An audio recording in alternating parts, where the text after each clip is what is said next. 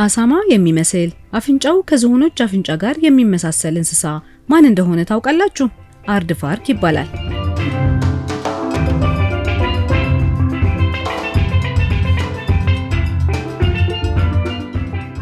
አርድቫርክ ምንም እንኳን አሳማ ቢመስልም አካሉና አፍንጫው ከዝሆኖችና ከወርቅ ሞልስ ጋር ብዙ ተመሳሳይ ባህሪያት አላቸው።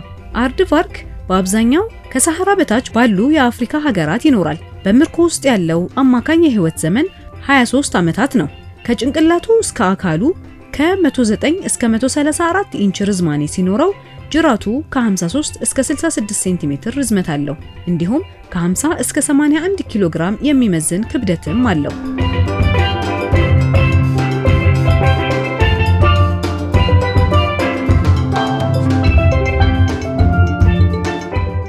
አርድቫርኮች በ15 ሰከንድ ውስጥ 2 ጫማ ወይም 0.6 ሜትር በሆነ ፍጥነት ጉድጓድ ለመቆፈር ምቹ የሆነው ትላልቅ የፊት ጥፍሮቻቸውን በመጠቀም ወደሚወዷቸው ምግቦች ማለትም ምስጦችና ጉንዳኖች በፍጥነት ይደርሳሉ።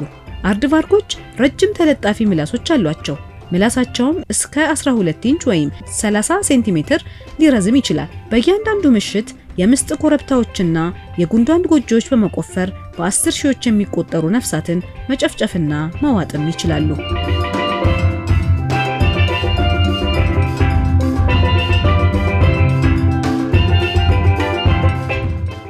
አርድቫርኮች በምሽት በጣም ንቁ ናቸው።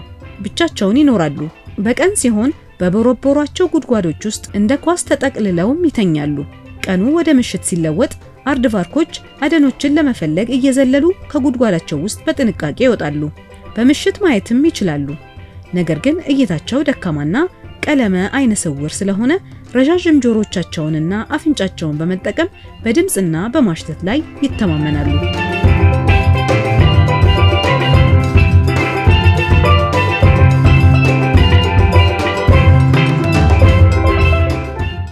ሴት አርድቫርኮች አብዛኛውን ጊዜ በአንድ ጊዜ አንድ ልጅ ይወልዳሉ።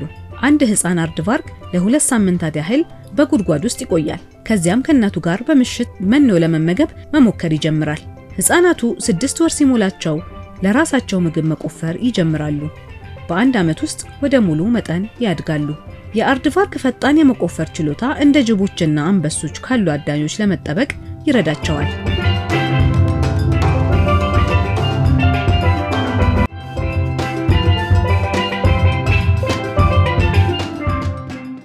አንድ አርድቫርክ ዛቻ ሲደርስበት በፍጥነት ጉድጓድ ቆፍሮ በ10 ደቂቃ ውስጥ ራሱን መሸፈን ይችላል። የሱ ትላልቅ ጥፍሮች ሌላ የመከላከያ ሽፋንም ናቸው። ምንም እንኳን አርድቫርክ እየተስፋፋ ቢቀጥልም የሰው ልጆች የአርድቫርክ ትልቅ ስጋት ሆኑ። አንዳንድ የመሬት ባለቤቶች አርድቫርኮችን ቢተውም እንኳን የሚቦረብሩትን ቀዳዳዎች ግን አይወዱም።